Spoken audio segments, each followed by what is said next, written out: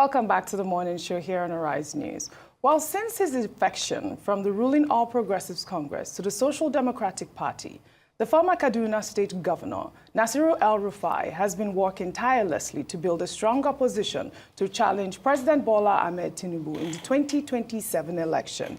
In a bid to strengthen the party, El-Rufai is reaching out to prominent opposition figures, including former Vice President Atiku Abubakar, the 2023 Labour Party presidential candidate Peter Obi, and former Osun State Governor El-Rufai, and urging them to join the SDP. This is even as he has denied ever betraying former Vice President Atiku Abubakar. In Kaduna, there are growing concerns about a potential exodus of key politicians from APC into the SDP. El-Rufai has also been vocal in his criticism of both President Tinubu and his successor, Governor Uba Sani.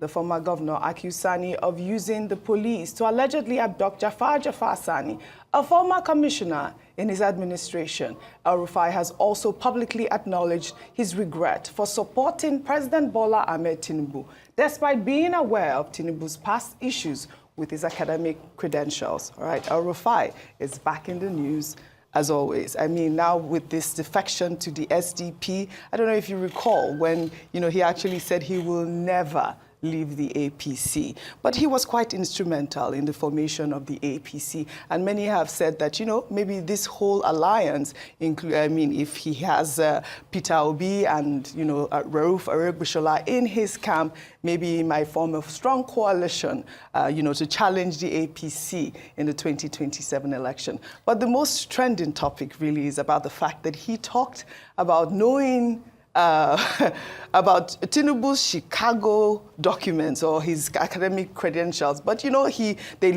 overlooked it because they were more concerned about what he can do, in Nigeria. Maybe he can, provide a blueprint as the way, like the way he did with the Lagos state model. And that's why they voted him in power. There's also the argument about whether or not he betrayed Atiku Abubakar. He has clearly said that he chose Tinubu because he thought he would perform better. But a lot of people have, questioned, why he is talking about, why he's criticizing the Tinubu administration in this manner, especially given the fact that he's saying that he knows all of his weaknesses and all of his flaws, but yet voted him into power or supported him during the 2023 elections. You're smiling. Steve, you're in there. Why are you smiling? What's it? I think you should go because my perspective is actually going to come more from the side of the people. Now, Oji, you spoke extensively about alliances and the coalition, but the truth is, if anything, I think that's exactly what SDP should not be centered around. Because for the thing is, when it comes to elections in Nigeria, there's a lot of, voter apathy, political disillusionism. So with the people, they're more focused now on who is that party that is not going to, because PDP, APC is just a crossbreed of the same set of people who tend to jump ship if need be.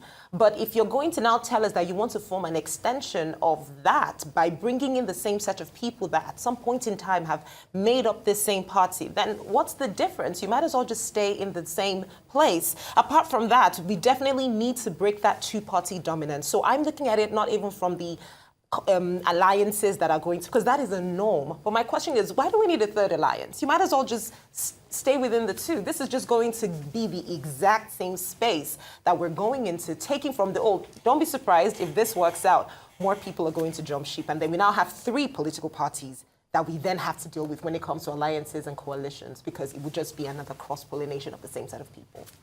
Well, but actually we have many political parties. Yes, we do. I'm talking about the dominance. For the 2023 elections, it was a three-horse race with one Labour other Party. NMPP, coming forth, and I don't think there's anything wrong with that. People should have, options and choices on which party to belong to and who to vote for. So you think that all the parties have equal stance as it pertains to relevance and dominance within the political space in Nigeria? No, they won't. They don't need to. But what is interesting really is that Nasir El-Rufai is not saying anything new. We know him. He's been around, for a bit, for quite a while since, maybe not from 1999 per se, but of course, I believe around 2022, 2023, minister, DGBP, everything.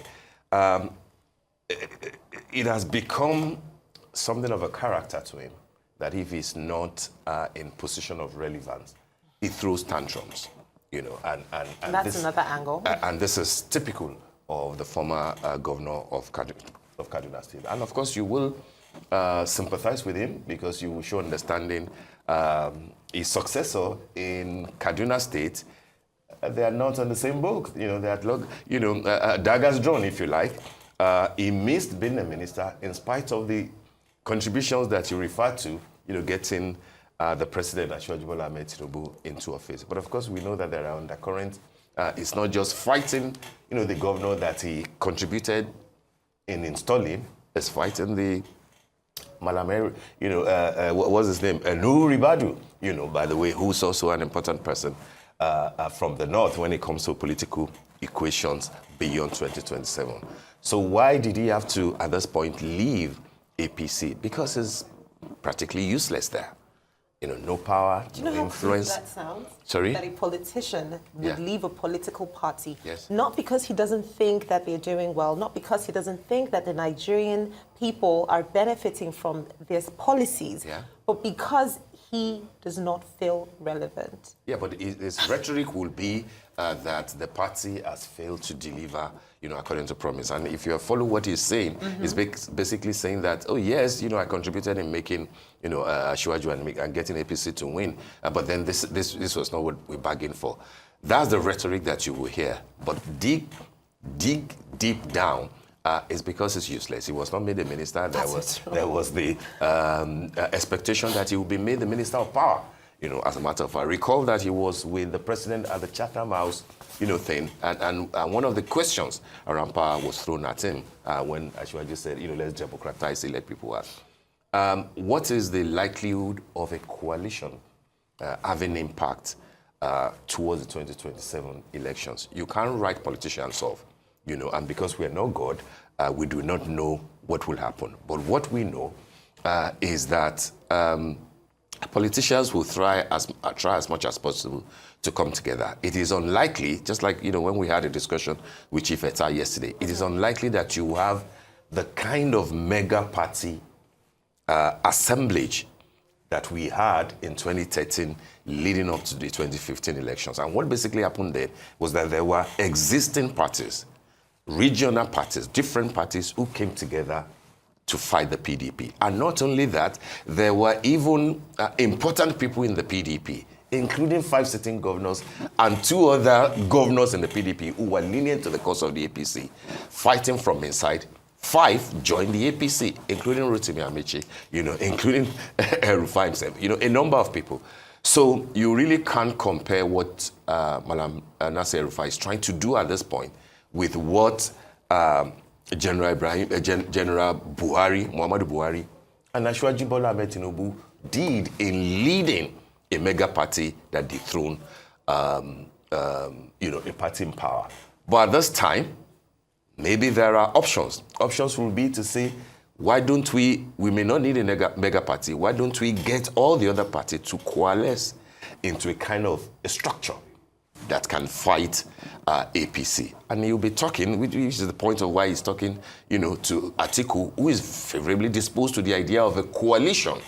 But we don't know how that will affect PDP, given the fact that we know what Nyesom Wike is doing to the PDP to decimate it. So if you are talking to, say, a PDP, a Labour Party, an NMPP, and then you now come inside the APC, where there are a few people that may not be too happy. Either they are not too happy with what the president is doing, or they have been left on the side. And you'll be talking in terms of people like Rotimi Amechi himself. You'll be talking in terms of people like former governor of Ekiti, Kayode Fayemi, Dr. Fayemi. You'll be talking in terms of Aregbesola. The point, therefore, will be, will these people, particularly Aregbesola and Fayemi, and a few others that, you know, we may not be able to measure for now, want to dump APC, you know, to join a coalition that will most likely produce another northern, you know, president. I doubt if that will happen. And in any case, El-Rufai doesn't have that sort of... You doubt what would happen? Whether the coalition will be able to reform in the way that the APC doubt if was. the coalition, whether it goes on or not, will be able to attract those that we know that used to be a core ally of Asiwaju, even if they're disgruntled now, even if they are, outside of the fence of what is happening within the APC and in government now, I doubt if they will pitch their tent with the coalition that Nasir El-Rufai is leading. That's actually quite accurate. And who was that gentleman, the SDP gentleman that was on the morning show? Adebayo. He was the presidential candidate. Obviously, he's still in the party. There's also the internal wranglings of the SDP as well. There are issues with the national publicity secretary or something like that, or even with the chairman. And I don't know why it is the SDP that El-Rufai decided to choose or reform, exactly the word. But we know last week we also saw Peter Obi meeting with the chairman of the PDP Governors Forum, Bala Mohammed, and there were talks about some sort of coalition as well. The PDP is significantly weakened. There is no doubt about that. Absolutely. Because obviously the FCT minister, who has been making a lot of noise, especially with the issues of rivers and how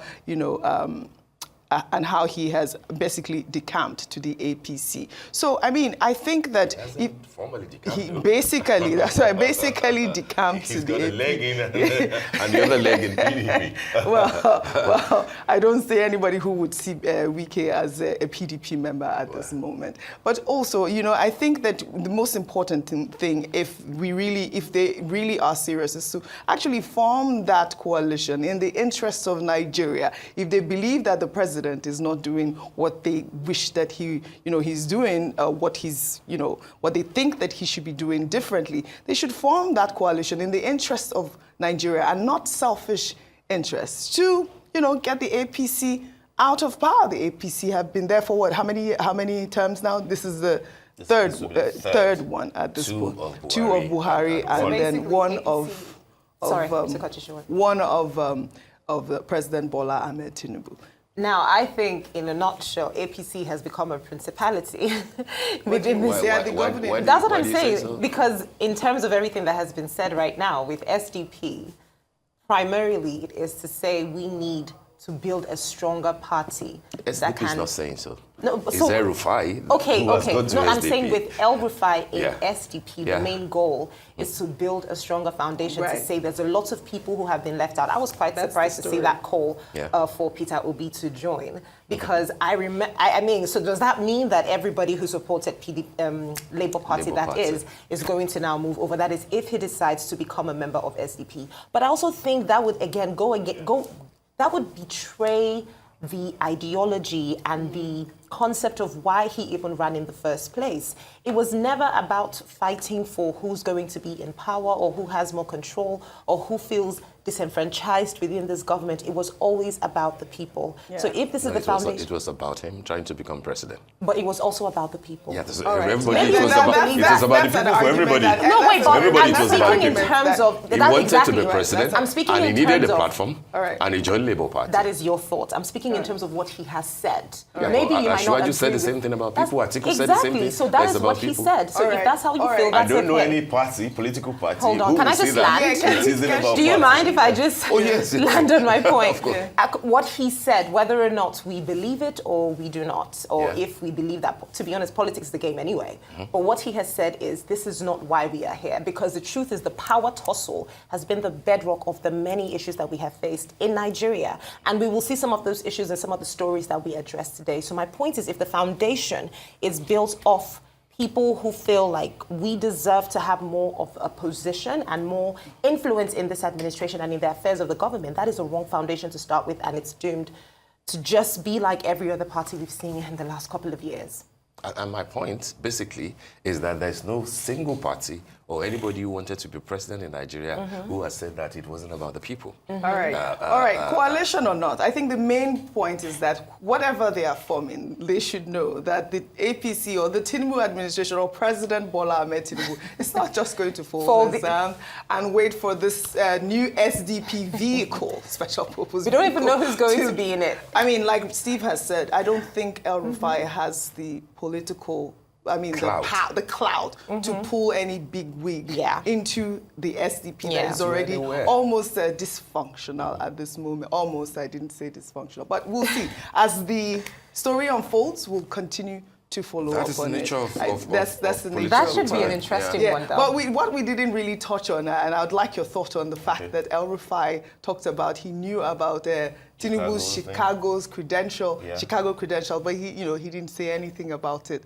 What's your thought on that? It's a silly thing to say. Yes. Yes. What is the issue with Chicago? The opposition party went to the United States to unravel a few things, and everything that they got then passed through the legal threshold, and therefore you couldn't hold him, to anything legally. So if he claimed that he knew anything, was he instrumental to how the party passed him? He was just a governor who was leaving, Kaduna State. And Ashwaju, like all the other people who participated in the primary, went through the primaries of the thing. They looked at all their books, and the party felt that, okay, you can go on. So if he has fresh information that he thinks can work against... Well, he's not saying him. He's saying we as a party... Knew what? That, he had issues with his Chicago documents, like almost casting aspersion that the documents were either, the claim that his documents were not properly handled or properly given out to him was true. Which is what Chicago had already debunked that, by the way. Whatever he knew were just, at the level of allegations. At level of allegations, and that, even when an opposition party who wanted to take over power went as far as Chicago, going to the court, going to get all these other things, it didn't fly.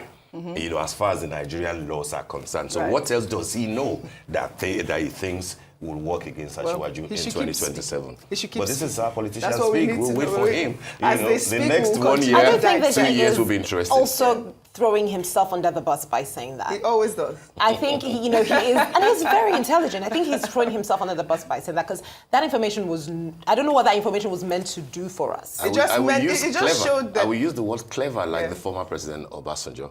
Maybe not intelligent, I would say clever. And that's part of his problem, by the way, if you have read his book, Accidental Public Servant, where the president quoted I don't think that you have three problems, you look clever, you act clever, and you're just too clever. Absolutely. And people will, hold that against you. Well, my take is that it just shows that he cannot be trusted.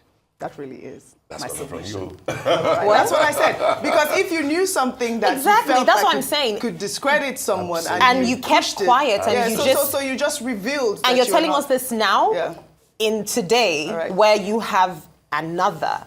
Again, it's not a very... We didn't need to know that. I don't know what it was meant to do for us, but it just further proves that this is not where we want to be. All right, like I said, for me, my submission is that it shows that Madam El-Rufai cannot be trusted.